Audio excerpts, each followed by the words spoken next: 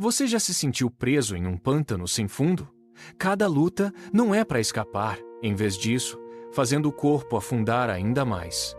A lama entra entre os dedos, fria e pesada, aquela sensação pegajosa como grilhões enrolando nos pés. Quanto mais você força, mais o suporte sob os pés se solta. A lama sobe pelos tornozelos, depois pelas panturrilhas, até aquela sensação de pressão te deixar quase sem conseguir respirar. Ao redor, um silêncio mortal, apenas o som da lama sendo agitada, cada tentativa sua consumindo as últimas forças restantes, e o resultado é apenas afundar mais. Se eu te disser que existe um movimento específico que não requer que você gaste nenhuma energia, será capaz de te puxar instantaneamente dessa confusão? O que você faria? Você nem precisa mais agitar os braços em vão, nem precisa continuar procurando um ponto de apoio nessa lama sufocante. Você acha que... qual é esse movimento? Muitas pessoas, ao enfrentar esse tipo de dificuldade, instintivamente escolhem usar todas as forças para lutar contra, mas isso é exatamente o que faz afundar ainda mais. Agora pare essas lutas sem sentido, sinta o peso real de estar preso. Precisamos encontrar a verdadeira saída, aquela que pode te libertar completamente do pântano, em vez de continuar afundando lentamente aqui até ser completamente engolido. Agora, relaxe seus punhos cerrados, pare aqueles tapas cegos. No exato instante em que você abandonar completamente a luta, acima vem uma onda estranha. É luz, não uma sombra ilusória, mas sim uma entidade com peso, que penetra a névoa, caindo verticalmente à sua frente. Veja, aquela força não escolheu te puxar com força, mas sim se abaixar lenta e precisamente. Ela está ouvindo, antes que a lama cubra seu peito, aquela força capturou precisamente o som da sua respiração. Em seguida, sob os pés ocorreu uma forte vibração. A lama, originalmente fria e com forte sucção, começou a solidificar. O fluxo da lama desapareceu. Aquela força de puxão sem fundo foi substituída por uma sensação dura. As solas dos seus pés pararam de afundar, mas sim batendo pesadamente em rocha sólida. Aquela sensação dura e rangente se espalhou pelo corpo através das solas dos pés. A substância pegajosa que te sufocava recuou completamente neste momento. Você se firmou, não porque agarrou algo, mas porque o chão sob seus pés, neste segundo, se tornou uma rocha inabalável. Aquela sensação de tontura causada pela perda de equilíbrio desapareceu, sendo substituída por uma sensação há muito esquecida de estabilidade ao ficar em pé. Você pode sentir claramente a textura áspera e seca da superfície da rocha. A fronteira do pântano foi completamente cortada neste momento. Pés firmes sobre a pedra, a respiração agora flui sem a obstrução da lama. O silêncio que antes era preenchido pelo som da sucção do lodo, agora dá lugar a uma nova cadência. Não é mais o som do desespero nem o ruído das suas próprias tentativas falhas de fuga. Abre-se a boca e um cântico emerge das cordas vocais, vibrando no peito como uma nota ressonante que se espalha pelo ambiente vazio. Cada nota é um marco, uma prova física de que o lugar mudou. O desespero foi substituído por uma melodia que marca a transição da sobrevivência para a gratidão. Enquanto o som ecoa, a mente começa a processar a extensão do que acabou de acontecer. Tente contar os pensamentos que surgem, tente listar as maravilhas que sustentaram esse livramento. Você logo percebe que a contagem falha. É como tentar medir as gotas de chuva em uma tempestade, ou os grãos de areia sob a rocha que agora sustenta seus pés. A matemática da bondade divina supera qualquer capacidade de cálculo humano. Cada detalhe, desde o momento em que o solo se solidificou até a atual estabilidade, revela uma sequência de intervenções tão vasta que, se você tentasse narrar uma a uma, o fôlego faltaria antes do fim. Não há comparação possível. O que você vive agora não é um acaso isolado, mas o resultado de um pensamento contínuo, uma arquitetura de cuidado que, por ser vasta demais, só pode ser aceita através do reconhecimento da sua própria pequenez diante dessa grandeza imensurável. A percepção dessa grandeza não exige que você carregue fardos pesados até um altar. Observe suas mãos. Elas não precisam de ofertas, nem de holocaustos, nem de rituais repetitivos que consomem o tempo mas não tocam a raiz do problema. A estrutura do sacrifício antigo se desfaz aqui, pois o que está sendo exigido não é o que você traz nas mãos, mas o que você carrega dentro do peito. O ponto de virada acontece quando o ruído das formalidades cessa. Deus não quer o que você oferece por obrigação. Ele quer o seu canal auditivo desobstruído. Imagine a sensação de algo sendo aberto, uma pressão que se dissipa quando você finalmente para de tentar comprar a paz com gestos vazios. É um movimento interno. A vontade que antes corria para direções opostas, agora se alinha. Você sente a lei divina, não como um peso externo ou um código escrito em pedra distante, mas como algo que se molda ao seu próprio interior. É como se um selo fosse pressionado contra a cera quente, deixando a marca definitiva no seu âmago. A entrega é total e sem intermediários. Você diz: aqui estou, pronto para agir.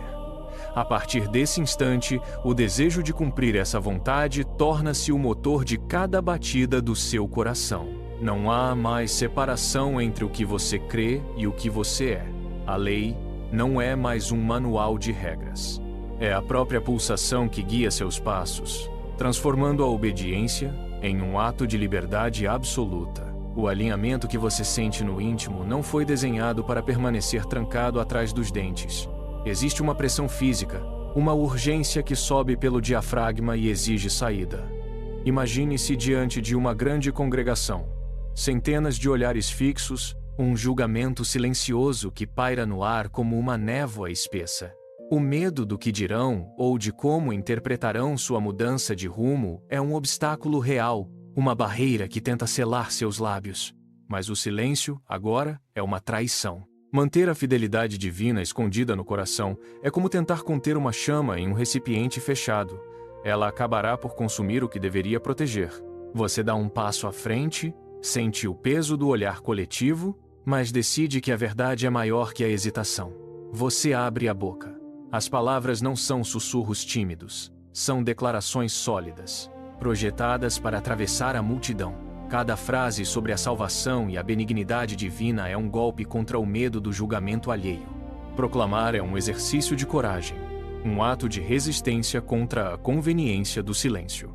Ao falar, você nota que a multidão não apenas ouve, mas é forçada a confrontar a mesma realidade que você encontrou. Você não cerra os lábios, pois a justiça que você testemunha não é um segredo pessoal, mas uma evidência pública.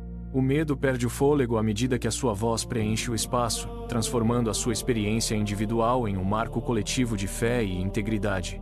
A voz que antes ecoava na congregação subitamente encontra um obstáculo intransponível. O cenário muda.